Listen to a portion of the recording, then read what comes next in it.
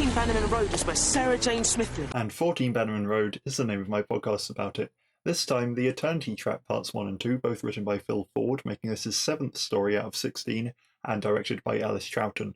Part 1 was first broadcast on the 5th of November 2009, and Part 2 was first broadcast on the 6th of November 2009. The timing is interesting, with this being apparently a ghost story, as the previous episode had aired the day before Halloween, and this is a week after. The Trickster does tend to make a story quite creepy, but this is definitely the more Halloween-focused one. I can imagine CBBC doing a sort of Halloween event and stretching it out for a week, and this being one of the last things that they showed, maybe. As I said, I really don't remember much of this, and I fear that's because it's maybe not as good. I don't think we've had a really bad episode, but I think that would stick in my brain, and I fear that this is maybe just more mediocre. I'm hoping that I don't remember it because I blocked it out because it scared me instead. I'm in the mood for a show going all out to terrify its primarily child to younger end of teenage audience. We'll just have to see. So we kick off, as we always do, with 13 Bannerman Road is where Sarah Jane Smith lives. Then there's a cold open, which is slightly warm because of that 13 Bannerman Road, but you know what I mean. And we start at Ashen Hill Manor in 1665. It's a very big, posh, fancy house. A voiceover is talking about how they don't know how old the house is, but there's basically records of a house being there as far back as records go, and there is a legend that evil has been hanging around it since forever too. Apparently this reputation attracted a magician called Erasmus Darkening. We see him doing some alchemy. He's played by Donald Sumpter, who went on to play Wrestle-On and had some old roles in Old Who as well. And it says that in exchange for protection from the Lord of the Manor, who was Lord Marchwood, whose wife had died, Erasmus said that he would turn base metal to gold, but after 2 years he'd come up with diddly squat, because as far as I know you need the energy of a star to do that. So the family wanted some gold because they were down on their fortunes. Rumours began to stir that Darkening was kidnapping people. Rumours began to stir that he wasn't even human. We see 2 children creep into Darkening's chamber, and he reaches out and there's a crackling electric sound and we hear a scream. We've cut to outside so we don't see it, but he's taken the children. And we hear and see Marchwood searching for his children, called Elizabeth and Joseph. The voiceover confirms that they were never found, and we see Marchwood break down on a big family seal that's in the floor as the camera looks down from above, and he looks up and calls out for his children tearfully. The voiceover says it's said that he still searches to this day, as a ghost. I'm quite fond of this ghost story setup, actually. I think it's quite good.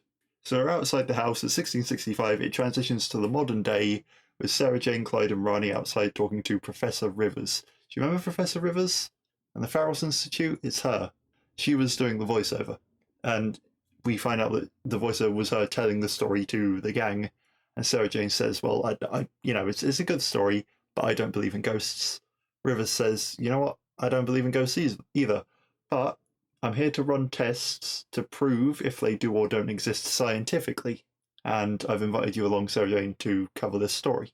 Luke is nowhere to be seen, and that's because Tommy Knight is doing his GCSEs, but I wonder what the story reason for it is. We'll find that out soon. So they walk into the big house, and they walk out of frame, the doors close apparently on their own steam, and we hear some laughter, and the titles roll. After the titles, Rivers introduces them to Toby Silverman, who is the son of a famous physicist called Sir Rupert Silverman, and Toby is Rivers' assistant.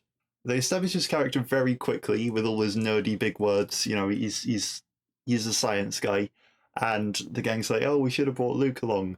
But Luke said that people who believe in ghosts live in the Dark Ages. So the reason for him not being here is apparently that he just didn't want to come. Fair enough. I like that Rivers is a black woman who is the professor. She is not the assistant. I think that's a good thing for representation. That's, just quite nice to see. We'll come back to that later as well. So Sarah Jane asks Toby what his dad thinks of him studying the paranormal rather than physics as his dad does. He declines to answer that.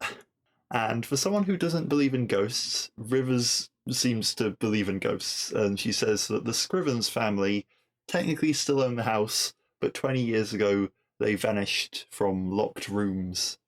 And Toby says, "Oh, well, my screwdriver's just vanished. It was just here on the table."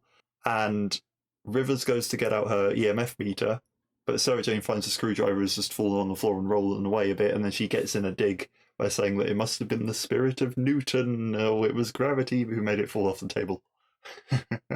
The gang go and head upstairs. They're talking about how creepy it all is here. Sarah Jane says it's just psychological. You just creeped out because you think you're meant to be creeped out. Which is when we spot a translucent hand on the banister. It sort of fades in and out. Sarah Jane says that the aliens that she's met have a scientific basis behind them, whereas ghosts don't, which is when they start hearing a bell ringing, and they wonder where it's coming from. So they run back down to Rivers and Toby. The bell stops. Rivers and Toby say that they didn't hear anything. Clyde and Ronnie pop outside to confirm that there's no bell tower or anything, and we get the perspective of something looking at them, and the thing looking at them its vision is tinted red. Sarah Jane has gone into her bedroom. She finds a book on the house's history on the shelf, and as she leafs through it, all the other books on the shelf shuffle back and forth. They don't fall off the shelf or anything, they just sort of slide out to the edge and slide back in. And they stop before she notices.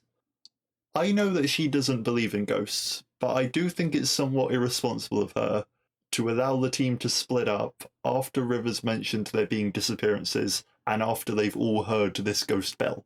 Clyde and Ronnie find a very nice bit of the garden. Clyde dips his hand in the fountain and then flicks some water at Ronnie, which is another very cute touch I love very, very much. And they find a sort of shed storage type room. It's like brick walls and everything, but it's just being used for storage.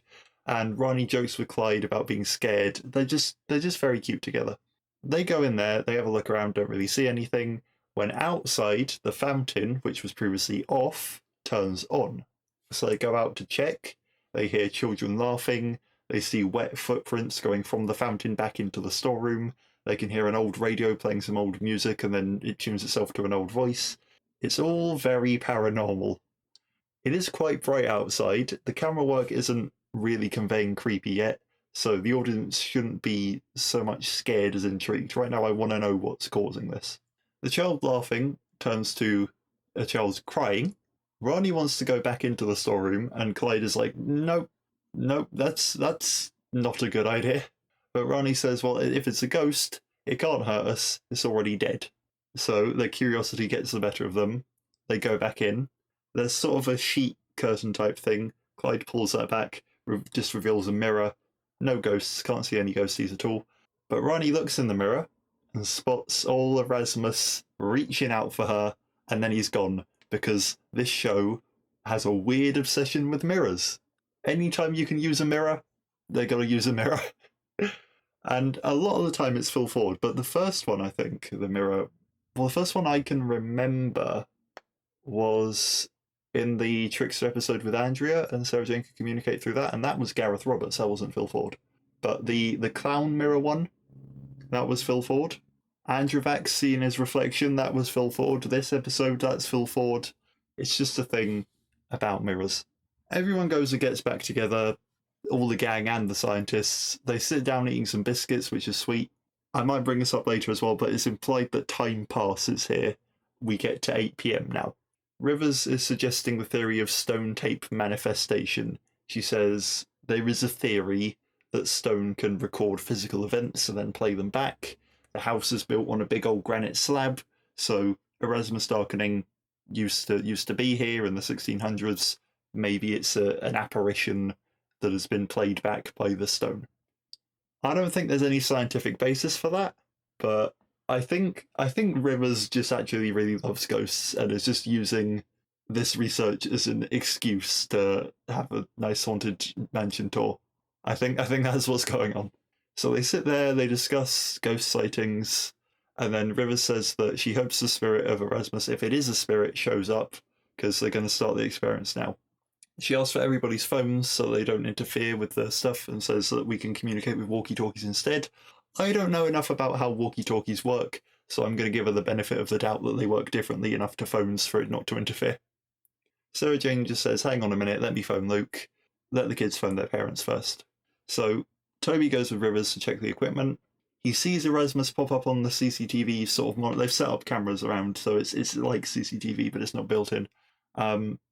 He sees it just pop up on the monitor for a second, winds back the tape, doesn't see anything there, and he does the very, very television thing of, oh, I thought I saw...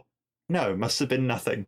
Which Rivers does not pursue at all, despite it being the most suspicious thing that anybody can say. Oh, I thought I saw... No, it must have been nothing. This thing that has appeared and I'm just going to dismiss it and we're not going to bring it up again. It is such a cliche that I almost feel like they're doing a reference with it. Like, oh, this is what spooky stories are meant to have in them. They're meant to have this cliche. Because you can't write that line and be serious about it. I know it's 2009, but in 2009 you can't write that line and be serious about it. It's just, you can't do it. Then another camera cuts out completely, so Rivers goes off on her own to sort it out. Ooh, I wonder how that's going to turn out. I bet it's going to go really well for Rivers, isn't it? The book that Sarah Jane was reading, she's put down on a table now, and it opens it up itself and it rifles through the pages on its own, and it ends up on a page about Erasmus. Rani recognises him as the spirit that she saw in the mirror. The professor has gone to the nursery to set up the camera again. We get lots of shots of old kids' toys, which are always creepy.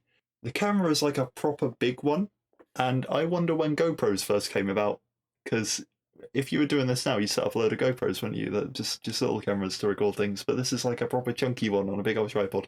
The mobile that's above the cradle starts turning on its own, which catches River's attention. The gang of Sarah Jane, Rani, and Clyde catch back up with Toby in time to see all the EMF readings are spiking. The nursery camera cuts out again. We see Erasmus appear in the room and reach out for Rivers, and when the camera comes back on, she's disappeared.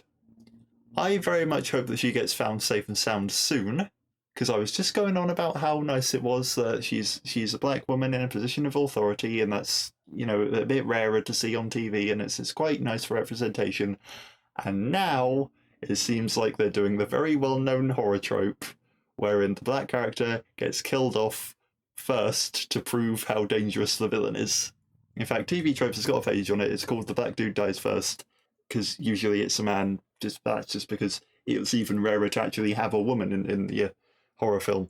But yeah, it turns out she doesn't die, but she's pretty much written out of the story now. So it's not the greatest, but that's what happens.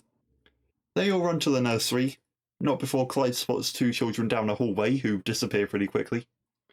Toby gets a call from the professor on his walkie-talkie. I suddenly get Weeping Angel's Angel Bob vibes, if you know about that. And the professor is asking if anybody can hear her and where she is, but Toby can't get through to her. She is only being able to communicate one way. We learn from Toby that her first name is Celeste. Sarah Jane starts scanning with her watch, which she describes to Toby as like his EMF reader but more useful, which is quite a good description, actually. A music box starts up, which Sarah Jane just tries to explain away as a mechanical fault, but then a rocking horse starts rocking, it hits Clyde, it starts rocking right into the camera, which is a bit creepy. One of the old wind-up cymbal monkeys kicks up, you know, it's a very classic kind of thing to, if it's going to be creepy, it's going to be one of them cymbal monkeys starts clattering its cymbals without anybody winding it up. It's all going haywire on Toby's readings. Practically every toy starts going off. Sarah Jane can't even deny her own readings, and she says, okay, we should probably leave.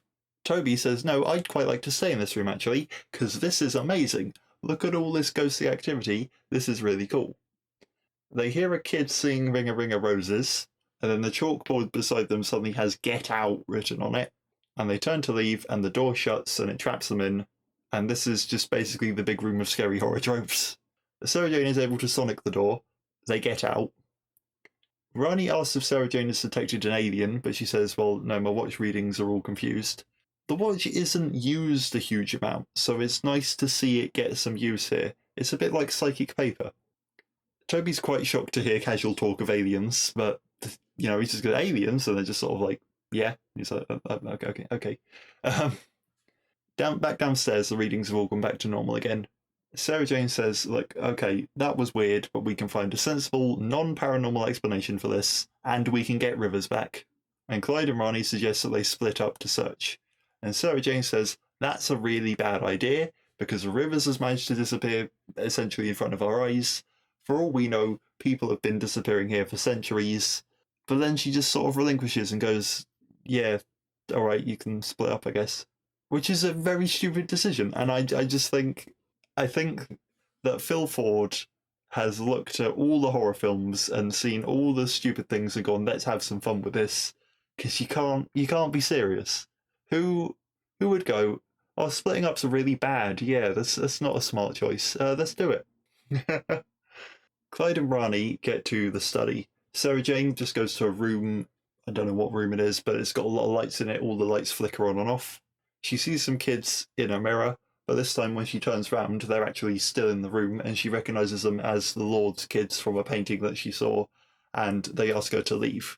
They say that she should leave, or he will take them, just like he took the kids and keeps them from their father. And when Sarah Jane asks if he is Erasmus, and if they tried to show her, like with the book, when they flicked all the pages to Erasmus, if that was what they were doing, they don't refute that. But when the lights flicker again, they've disappeared. There's a sort of growling outside. Sarah Jane opens the doors, heads towards it. We cut back to Ronnie and Clyde. Ronnie has found a list of people that have disappeared because somebody was here and they were researching them in what seems like the 80s from the date on the top of the letter, though I can't quite make it out. And the letter that's got all this list of people that have disappeared also mentions a secret passage because we're doing every trope. Clyde says, well, maybe this researcher disappeared down the secret passage and never came back. So Ronnie says, okay, well, let's go and show this list to Sarah Jane. Clyde notes that there is apparently a secret passage in the room that Toby is meant to be in. We cut back to Sarah Jane, who has stepped outside and is being watched by that red-eyed creature, or at least a creature with red-tinted vision. But we immediately cut and see that it does in fact have red eyes. That is all we see. It's looking out from the bushes. We just see some red eyes. And then it rushes Sarah Jane. We see it through its first-person perspective again. And Sarah Jane is saved by the Lord Marchwood, who appears with a sword, and he says something about sending the creature to the netherworld, and then they both vanish too quickly for Sarah Jane to even really know what has happened. Clyde goes into the room that Toby was in where he set up all the equipment. He goes in there with Rani. Toby's not there because Toby's off searching elsewhere because they've split the team up. And Clyde recalls the Gorgon story where Luke found a secret passage, and then he's searching around. He finds a panel on the wall that kind of peels away, and it just reveals a brick wall, and it seems like the entire point of that is so he can make the joke that we've hit a brick wall.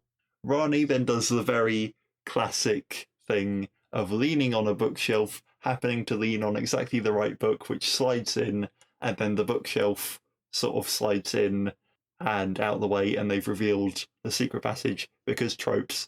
You could probably make a drinking game from all these tropes, or play bingo or something. It's that kind of story.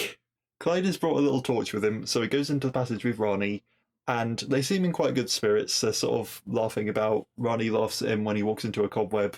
As we all know, spiders make spider webs, but cobwebs is made by Corn on the Cob. Sarah Jane catches up with Toby. They head back to the room that Clyde and Rani were just in, and Sarah Jane suggests that Toby is so enthusiastic because if he can prove that life exists after death, then he can prove that his work is important to his father. And then they get into a little bit of an argument about that. Sarah Jane spots Erasmus Darkening on the CCTV screen again, and even though Toby doesn't, he asks, are you absolutely sure that you don't believe in ghosts? Because there's a lot of ghostly activity going on. Clyde and Rani have gone down this passage and appear to have found the chamber that Darkening used to work in the 1600s. It's complete with all his equipment, but of course it's all horribly dusty. They open a weird cupboard and find some very weird dusty electronics with one big green light and lots of reddish orange ones, and we can't really see what it is because it's behind a lot of cobwebs. And then they hear a man's laughter, and he says, "Welcome to my dominion, my halls of granite. You crossed my threshold by your own free will, and now by my will you shall stay." And then he appears behind them, and we get a close-up of his face, and he says, "For all eternity," and then we roll the credits.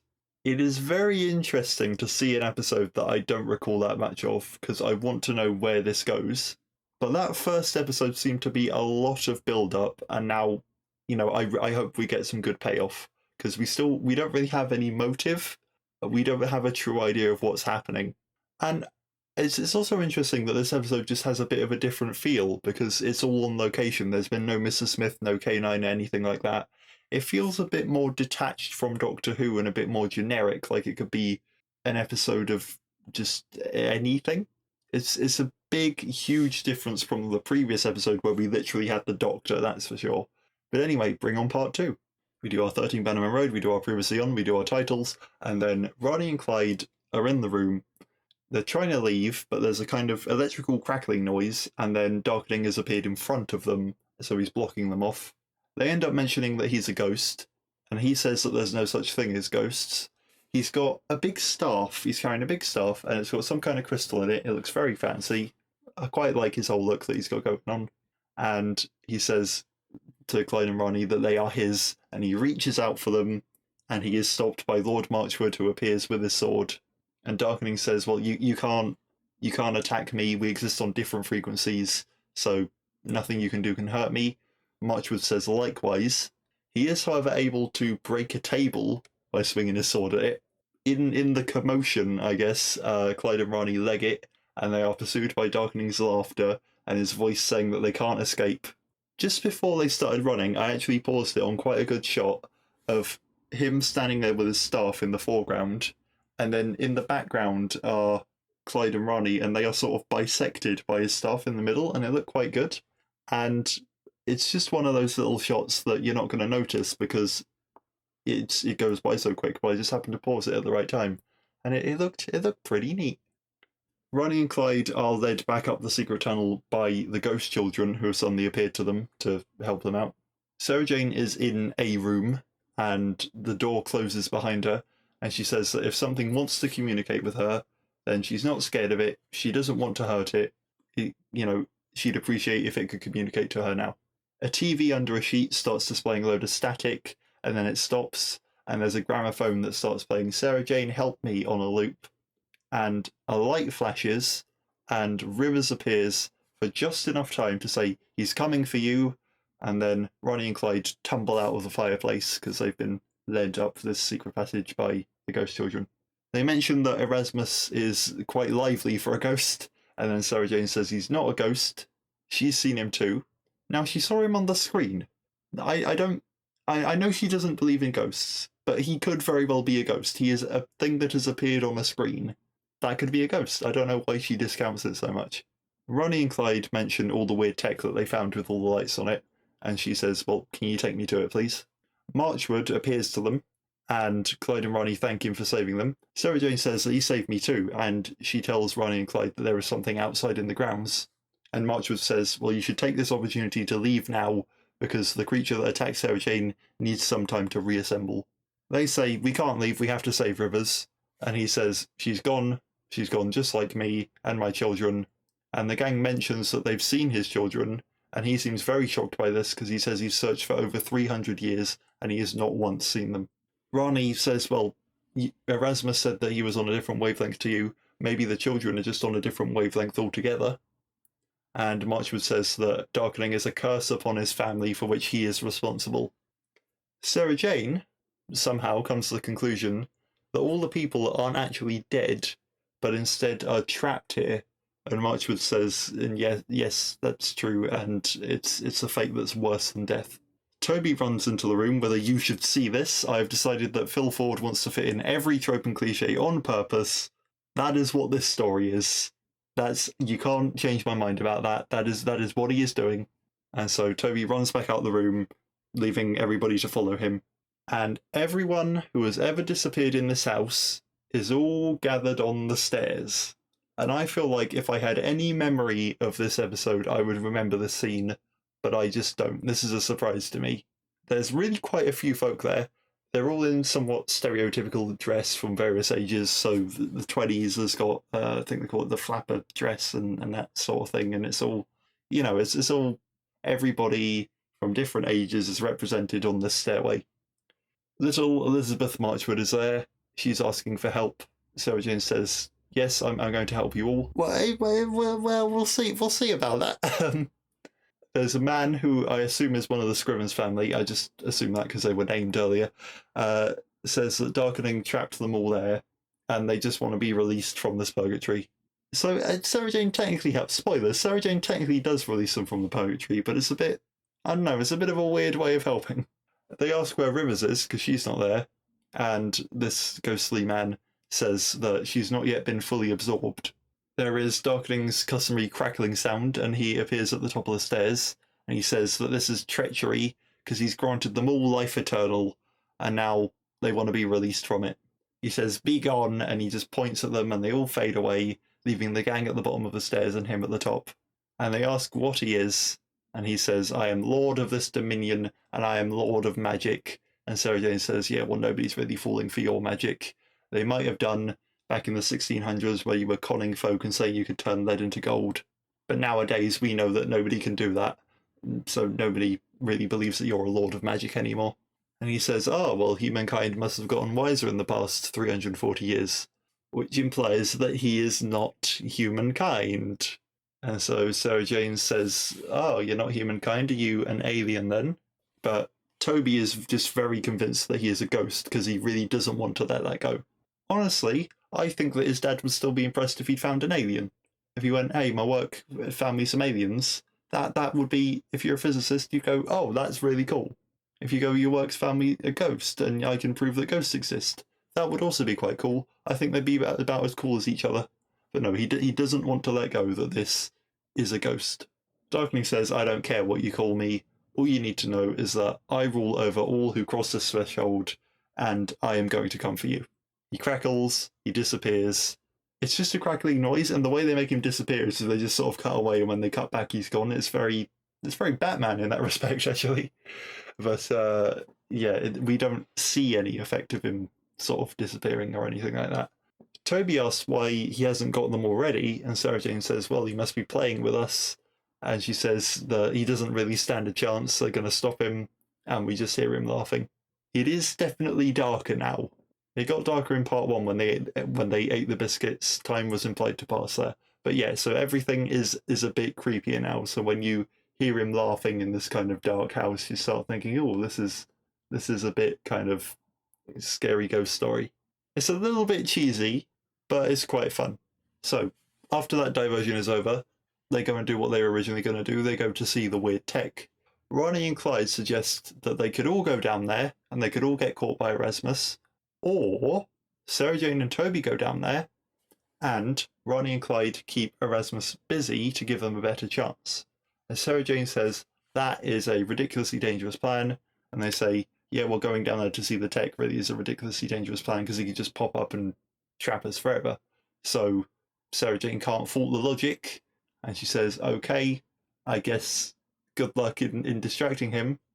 Just make sure you don't go outside because there was a beast out there." So gee, I wonder where they're going to end up. There is a slight issue with a Doctor Who ghost story in that they tend to always do the twist of going, "Oh, it's a ghost." "No, but the ghost was an alien," and you just sort of, you know what's coming. And so at this point, I'm not really that hooked for the end. I just want to see how they got there because it's as if I'm watching a new episode because I don't remember it at all. So this isn't quite as good as the last episode. Certainly at this point, I'm just sort of following it as it goes along. I'm not sure if the Doctor being here and running around chaotically would save it, but it would be a lot more entertaining than what's going on right now. But, you know, I'm just sort of along for the ride right now. As they walk down the tunnel, Sarah Jane asks Toby why he is so dead set on Erasmus Darkening being a ghost and not an alien. And he says, "Well, okay, when I was 6, there was a grey thing with no face that would watch me in my bedroom at night, and my dad just dismissed it as a dream, and he wouldn't let me sleep in another room, even when I begged and I cried." And okay, that's some really heavy trauma there. And so now I understand that if he has evidence that ghosts are real, he can show that to his dad to prove that it wasn't a dream. But I do question why the no-face thing couldn't have also been an alien. Why does it absolutely have to be a ghost in his mind? It seems like a little bit of a weird, flimsy excuse. But just rolling it back to the fact that a thing with no face that was grey would sit and watch this 6-year-old when he was trying to sleep. I said at the start of this that I wanted kids to be scared, but blimey, Phil. I'm going to imagine a grey thing with no face is watching me now, thanks. You know, that's not what I want. That's terrifying. Clyde and Ronnie just sort of wander around, calling out for Darkening, being a bit scared. They feel it's starting to get a bit colder, and then they hear a loud crash, and Clyde grabs Ronnie and sort of, you know, hugs her to him, and she gives him a bit of a look for a bit and then brushes him off. And can you tell that the intention for these two characters is to have them date. Can you tell? The sound happens again and they just leg it. Everything starts falling off the walls and all crashing around as they run into a room and they shut the door behind them. But things start falling in this room as well. And the snooker balls on the table move on their own. And this is your friendly reminder that even if I don't mention them, Clyde is always making jokes. And when the snooker balls start moving, he says, "Oh, I guess we're snookered." The house is just genuinely a big old house, so it's got plenty of rooms. This is a new room that they've run into. I believe it said on a wiki somewhere that it's the same place that they used for silence in the library in Doctor Who. There's a very neat looking 3D model of the triangle thing that they use for snooker or pool balls, and it rises up off the table. I'm very impressed with how good it looks, and it flies straight for them, and so that forces them to run out of a door and outside. They know they shouldn't be out there, so they run as fast as they can round to the front door, which they find is locked. We see the red eyes thing looking at them through its first person perspective again. Sarah Jane and Toby find the tech in the cupboard, and Toby says it looks like a computer but made of brass and iron, as if somebody were to make a computer in the 1600s. Sarah Jane says it's not actually a computer, it's more like a device that can link this whole house to another galaxy. I've seen this sort of technology before. We can't really see it because it's still covered by all these cobwebs. I wish somebody would brush him out of the way, but I guess it's just somebody set up a load of light bulbs or something behind it because all we can really see is the lights. So Sarah Jane comes to the conclusion that Darkening is an alien who somehow got trapped on Earth and has tried to build something to get home. That's what this device is. But it's all broken and messed up, and it just keeps trapping real living people here who come into this house. It traps them between dimensions, so they seem like ghosts to them. Now, there is a theory as well on a wiki or something that says that Erasmus Darkening is a Time Lord, because he's a big, pompous British guy. You know, Donald Sumter goes on to play Rassilon, who is the sort of in charge of all the Time Lords, so he's very much got this Time Lordy sort of nature to him. He is a humanoid alien. He's been sticking around here for a long time. He says that he's granted people eternal life, which is kind of linked to Time Lords and regeneration, and he is capable of building anachronistic technology. Now, I'm not sure if I believe that he's a Time Lord. I think we're going to meet someone in a later episode who I'm very excited to talk to you about. But it's just a fun, neat little theory, isn't it? It's neat to think about that. Clyde and Rani flee from the Red Eyes into that store place that they were in part 1. Now, the Red Eyes is never really explained. It is explained in that it's an alien that's come through, but we don't really ever figure out what it actually is. It's just a thing that is in this grounds, and so yeah, that's that. It's never really resolved. It's never sent home. It's just weird. It's just a thing that's there. Sarah Jane is looking at the machine and says, "We best not turn it off because we risk everybody who is currently trapped between dimensions just being completely lost." And Toby wonders, well, is it possible that we can reverse this somehow so that we can bring them back? Sarah Jane says maybe. It's very clever technology. She alludes to the TARDIS and it being the sort of, on par with TARDIS technology of opening up different dimensions and being able to travel through space and time with it. Toby starts to wonder exactly who she is, but she just sort of says, "Oh, I'm nobody unspecial. I've travelled through time and space, but don't worry about that. I'm just perfectly normal." And when Sarah Jane is complimenting the technology and says it's very clever, Erasmus Darkening pops up and he says that his mind is a colossus and he has contemplated time and he sounds very Time Lordy, I must admit. And they come to the conclusion that the malfunction of the machine is diverting energy from the people that he captures to him, and that keeps him alive. So it seems that he's quite an evil guy, but this has just happened by mistake. His machine has started malfunctioning, and then he started taking advantage of it. I guess if he can't get home, he's like, well, I might as well capture people and live forever then. Darkening says that being trapped here is a far better fate than what is currently outside, and is going to go and get Clyde and Rani, because this accelerator, this, I think, dimensional accelerator or whatever it is they call it, it is broken. It's not working properly, but it did manage to open up a gateway which has allowed this beast to come through. Erasmus then disappears again. The shed store-like thing has a skylight in it, And so Ronnie and Clyde see the creature moving around above, and they decide, well, if it's not blocking the door, then maybe they can run for it when something starts sort of having a go at the door and snarling and everything. So they grab a couple of oars in the room and decide they're just going to have to whack it. When there's a bright white flash, and they very tentatively open the door to find Marchwood is there, sheathing his sword, presumably having slain the beast again, ready for it to just sort of reassemble itself in this eternal battle. And he says that time is running short. The gang all reunite: Clyde, Ronnie, Sarah Jane, Toby, Marchwood. Toby scans him and is very impressed with how wild the EMF reader is going. Marchwood is confused by this sorcerer's box that he's being scanned with. And Sarah Jane says she has an idea for taking on Darkening, but she needs Marchwood to help out. Marchwood says, well, he's brought the curse upon the house, and he's brought the curse upon his family, so he would do anything to lift it. And he goes up to stand on that big metal seal crest thing in the floor that's been there for over 300 years, and he summons Darkening, and he says that he will end the curse tonight. And Darkening says, well, the curse is your fault, and Marchwood says, well, Darkening, you're the one who took my children. And Darkening says, well, that may be, but it was you who struck me with the sword, and thus founded this dominion. And we get a shot of Marchwood going at Darkening with his sword right in front of the machine, and so he strikes Darkening, but also strikes the machine, and that's what sends it all wibbly. And Darkening says, well, I only wanted to return home, so yes, I took your children, but I took your children to experiment, and then I would be able to sort out my machine and I'd be able to go home. And it's you who came at me after I took your children, who broke the machine, and then has trapped everybody here for the 340 years plus. And I like this ending.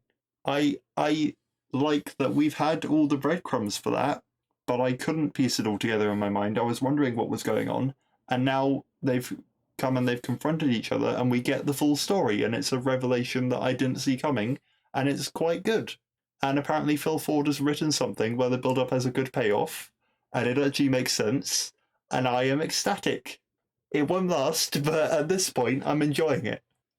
Sarah Jane explains that they've set up the seal so that if Darkening steps onto the seal, it'll take him and it'll transform him into electrical energy, because she was inspired by all the energy that she saw when Toby was scanning Marchwood, because apparently when every time he slays the beast, he just absorbs more energy and it starts going crazy, and so she thinks, well, if energy can't be created or destroyed, maybe we can just convert him into electricity or something. And apparently they're just able to do that. It's a bit nonsense at this point, but the entire show is nonsense, okay? It's just how well they can deliver the nonsense to you that makes it entertaining. So I'm fine with this nonsense. Let's just go ahead and see how they do it.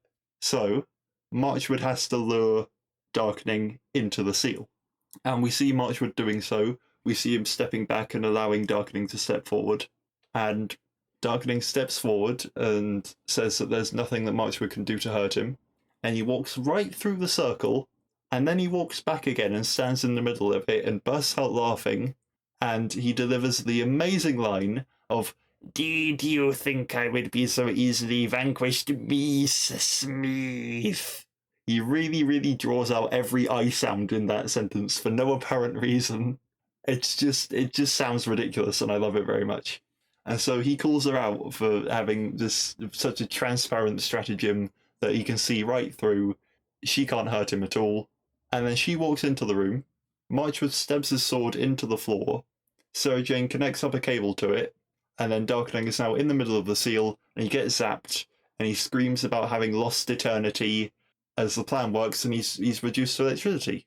And so I feel very weird about his behaviour just then, because it's as if he thinks he's seen through the plan, or seen through a different plan that I'm not aware of, so I feel like I've missed something.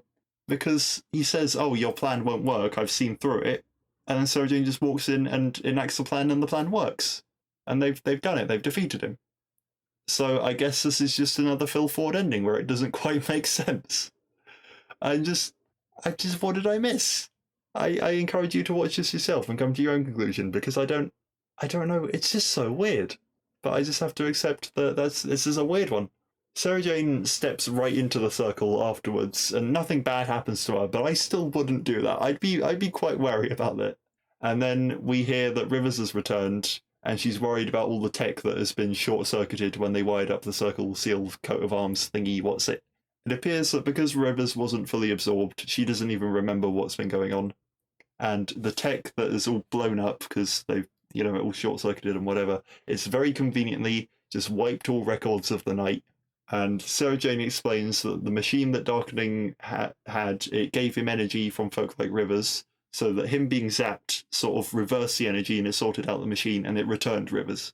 She says that the others that were fully absorbed, they wanted their torment to end, so now it has, and they've been released, I say in air quotes.